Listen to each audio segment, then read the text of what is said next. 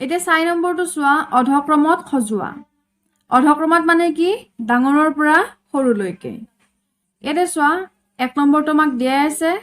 67.54 67.45 76.54 67.054 67.55 এইটো আমি তালিকাত বহুৱাই কৰি চাম এতিয়া চোৱা প্ৰথমে সংখ্যা কেইটা বহুৱাই লৈছো গোটেই কেইটা সংখ্যা বহুৱাই লৈছো তাৰ পিছত শতক দহক একক এইখিনি আমি লিখি লৈছো আৰু এতিয়া আমি তালিকাত বহুৱাম সো প্ৰথমটো সংখ্যা চোৱা এই যেটো 6 আছে 6টো আমাৰ কি হ'ব একক দহক দহকত হ'ব 6 গতিকে 6 7টো হ'ব আমাৰ একক 5 হ'ব আমাৰ দশমাংশ 4 হ'ব শতাংশ তাৰ পিছত এই সংখ্যাটোৰ ক্ষেত্ৰতো 6 কি হ'ব আমাৰ দহক 7টো হ'ব একক 4 দশমাংশ 5 শতাংশ তাৰ পিছত চোৱা 7 হ'ব দহক 6 হ'ব একক 5 দশমাংশ 4 শতাংশ এইটো সংখ্যাত চোৱা 6টো কি হ'ব দহক 7টো হ'ব একক দশমিকৰ পিছৰ যেটো প্ৰথম সংখ্যা সেইটোক আমি কি বুলি জানো দশমাংশ গতিকে শূন্যটো হ'ব দশমাংশত 5টো হ'ব শতাংশত আৰু 4টো হ'ব কি সহস্ৰাংশত তাৰ পিছত চোৱা 6টো হ'ব দহক 7 কি হ'ব একক 5টো হ'ব দশমাংশ আৰু এইটো 5 হ'ব শতাংশ এতিয়া আমি চাম সকলোতকৈ ডাঙৰ কোনটো সো ইয়াতে সকলোতকৈ ডাঙৰ কি দেখিছো 67 ইয়াতেও 67 ইয়াতেও 67 ইয়াতেও 67 ইয়াতে আছে আমাৰ 76 তাৰ মানে আমি গম পালো যে এইটো সকলোতকৈ ডাঙৰ আৰু ডাঙৰ কাৰণে আমি ইয়াতে গ্ৰেটাৰ দেন চিন ব্যৱহাৰ কৰিছো ঠিক আছে তাৰ পিছত ইয়াতকৈ সৰুটো কি হ'ব এটা চোৱা প্ৰত্যেকটোতে 67 67 67 67 আছে মানে একক আৰু দহক আমাৰ একে আছে গতিকে আমি দশমাংশ চাও সো ইয়াৰ দশমাংশ তালিকাখন চোৱা ইয়াত আছে 5 ইয়াতে 4 ইয়াত আছে 0 ইয়াতে আছে 5 তাৰ মানে কোনটো হ'ব এই 5 দশমাংশত থকা 5 আৰু এইটো 5 এই দুটাৰ ভিতৰত কোনোবা এটা হ'ব নহলে এইটো 5 কাৰণ এইটো আমাৰ গলে অলৰেডি সকলোতকৈ ডাঙৰ এইটো 5 আৰু এইটো 5 তাৰ পিছত এতিয়া আমি এই দুটাৰ মাজত চাম শতাংশ কোনটো ডাঙৰ শতাংশত ইয়াতে আছে 4 ইয়াতে আছে 5 তাৰ মানে কি গম পালো তাৰ পিছত হ'ব আমাৰ এই সংখ্যাটো ডাঙৰ 67.55 তাৰ পিছত কোনটো হ'ব তাৰ পিছত চোৱা ইয়াতে আছে আমাৰ এইটো আৰু এইটো গল এতিয়া আমি এই তিনিটাৰ ভিতৰত চাম কোনটো ডাঙৰ হ'ব একক কেইটা আমাৰ একে আছে একক আৰু দহক একে আছে এতিয়া চাম আমি দশমাংশ ইয়াতে আছে 5 ইয়াতে 4 গতিকে এইটো আমাৰ গল 4 যেটো আছে এইটো আমাৰ বাদ দিয়া কাৰণ এইটো ডাঙৰ আছে আৰু এইটো আছে 0 তাৰ মানে আমি কি গম পালো এইটো হ'ব এই সংখ্যাটো 67.54 তাৰ পিছত কোনটো হ'ব এইটো গল এই তিনিটা গল এতিয়া আমি এই দুটাৰ মাজত চাম দুটাৰে একক আৰু দহক আমাৰ একে আছে দশমাংশ চোৱা ইয়াতে কি আছে 4 ইয়াতে দশমাংশ কি আছে 0 তাৰ মানে কোনটো ডাঙৰ 4টো ডাঙৰ তাৰ মানে আমি কি গম পালো এইটো সংখ্যা হ'ব 67.54 তাৰ পিছত শেষৰটো কি বাকি ৰল আমাৰ এইটো সংখ্যা মানে সকলোতকৈ সৰু সংখ্যাটো হ'ব এইটো গতিকে এইটো হ'ব আমাৰ এনসাৰ এতিয়া বি নম্বৰটো চোৱা 75.5 70 এতিয়া বি নম্বৰটো চোৱা 75.7 75.07 7.507 75.007 এইটো আমি 1 নম্বৰটো নিচিনাকৈ কৰি চাম সো প্ৰথমতে আমি প্ৰদত্ত সংখ্যা কেইটা আমি লিখি লম গোটেই কেইটা সংখ্যা আমি লিখি ললো এনেকৈ এতিয়া আমি তালিকাত বহুৱাই যাম এই যেটো 7 আছে 7টো কি হ'ব আমাৰ একক দহক গতিকে দহকত লিখিলো 7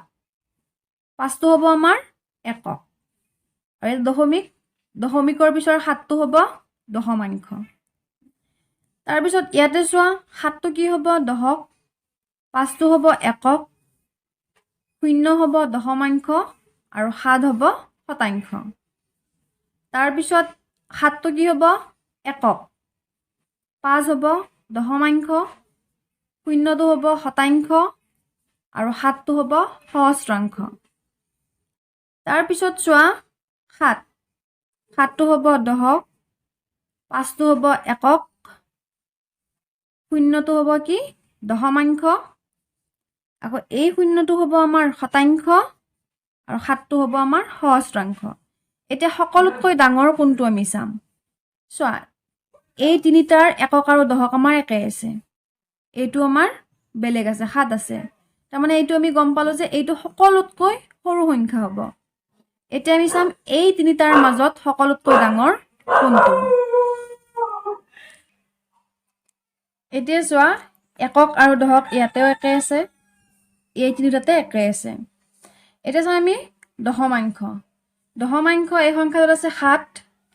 এইটো সংখ্যাত আছে কি 0 আৰু এইটোত আছে 0 গতিকে তাৰ পিছত কোনটো হ'ব ইয়াতে 7 আছে নহয় এতিয়া আমি চাম আকৌ শতাংশ কি আছে ইয়াতে 7 ইয়াতে 0 ইয়াতে 0 ইয়াতে নাই তাৰমানে আমি কি গম পালো এইটো সংখ্যা হ'ব তাৰ পিছত ডাঙৰ 7.5.0.7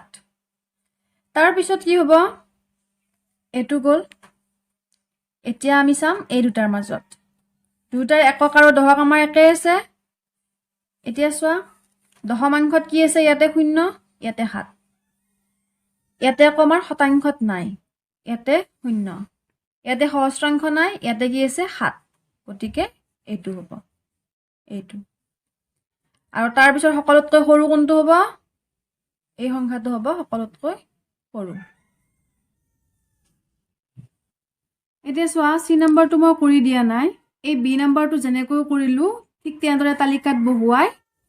একক দশক দশমাংশ শতাংশ চাই তোমালোকে কোনটো সকলোতকৈ ডাঙৰ তাৰ পিছত কোনটো মানে ডাঙৰৰ পৰা একাধিক্ৰমে সৰুলৈকে সজাবা ঠিক আছে ডি নম্বৰটো এতিয়া আমি চাম 143.63 243.63 234.36 134.41 143.633 এতিয়া আমি এইটো কৰি চাম সো প্ৰথমে আমি সংখ্যাকেইটা আমি বহুৱাই লম তাৰ পিছত আমি স্থানকেইটা বহুৱাম ইয়াতে থকা একটোৰ স্থান কি হ'ব একক দশক শতকত হ'ব 4 কি হ'ব একক দশক আৰু 3টো হ'ব একক 6 হ'ব দশমাংশ 3 হ'ব শতাংশ তাৰ পিছত ইয়াতে 2টো কি হ'ব শতক 4টো হ'ব দশক 3 হ'ব একক 6টো হ'ব দশমাংশ 3টো হ'ব শতাংশ তাৰ পিছত 2টো হ'ব ইয়াৰে এইটো সংখ্যাৰ শতকত একক দশক শতক 3টো কি হ'ব দশক 4টো হ'ব একক এই 3টো হ'ব দশমাংশ আৰু 6টো হ'ব শতাংশ তাৰ পিছত চোৱা ইয়াতেও 1টো শতক 3 দশক 4 একক তাৰ পিছত দশমিকৰ পিছৰ সংখ্যাটো দশমাংশ গতিকে 4টো হ'ব দশমাংশত আৰু 1টো হ'ব শতাংশত তাৰ পিছত চোৱা ইয়াতে 1টো হ'ব ক'ত শতকত 4 হ'ল দশক 3 হ'ল একক 6টো হ'ব দশমাংশ এই 3টো হ'ব শতাংশ আৰু এই 3 হ'ব সহস্ৰাংশ এতিয়া আমি সকলোতকৈ ডাঙৰ কোনটো আমি চাম ইয়াতে চোৱা ইয়াতে 143 আছে ইয়াতে 243 আছে 234 134 143 সকলোতকৈ ডাঙৰ কি হ'ব 243 আমি এইখিনি নাচালেও গম পাম ইয়াতে আমাৰ চোৱা এইটোত চোৱা শতকত 1 আছে ইয়াতে 2 ইয়াতে 1 ইয়াতে 1 গতিকে আমি এই দুটাৰ মাজত চাব লাগিব এতিয়া কাৰণ এইকেইটাটো সৰুৱে আমাৰ এই দুটাতকৈ এতিয়া আমি চাওঁ ইয়াতে চোৱা দশকত আছে 4 ইয়াতে আছে 3 তাৰ মানে ডাঙৰ কোনটো হ'ল এইটো গতিকে আমি গমেই পালো যে এইটো সংখ্যা আমাৰ সকলোতকৈ ডাঙৰ হ'ব তাৰ পিছত চোৱা সকলোতকৈ ডাঙৰ কোনটো হ'ব তাৰ পিছত 234.36 তাৰ পিছত কি হ'ব 143 আছে ইয়াতে 143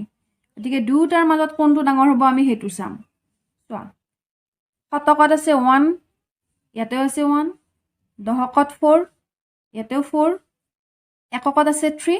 ইয়াতেও 3 মানে একক দহক শতক কেইটা একে আছে দশমাংশ চোৱা ইয়াতে 6 ইয়াতেও 6 আছে শতাংশ চোৱা ইয়াতে 3 ইয়াতেও 3 আছে সহস্ৰাংশ ইয়াতে নাই কিন্তু ইয়াতে আছে আমাৰ 3 তাৰ মানে ডাঙৰ কোনটো হ'ব এইটো তাৰ মানে 143.633 এইটো হ'ব আমাৰ ডাঙৰ তাৰ পিছত কোনটো হ'ব তাৰ পিছত হ'ব আমাৰ 143.63 আৰু আমাৰ কি বাকি থাকিল 134.41 কোনটো ডাঙৰ হ'ব এইটো আৰু সকলোতকৈ সৰু কোনটো হ'ব 134.41